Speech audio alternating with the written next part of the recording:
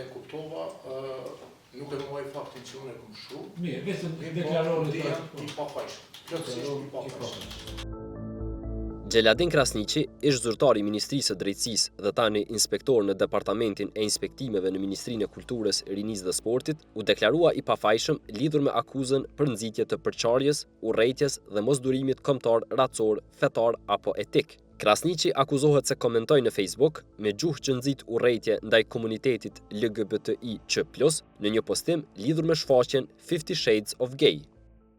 Sepse me datën 13/02/2019 rreth orës 22:20 në rrjetin social Facebook, nga qendra multimedia me mbishkrimin 50 Shades of Gay, me rastin e mbajtjes së shfaqjes në teatrin Oda në Prishtinë, ku ishin të paraqitura disa foto, të cilat i ka postuar drejtori tani i dëmtuar Jetone Ziraj, që ishin me përmbajtje me persona kinse të zhveshur, ashtu që pasi i pandehuri i kishte parë këto foto në rrjetin social Facebook, në të njëjtin ka komentuar me fjalët hapëm thojzat, çfarë degenerimi i skajshëm.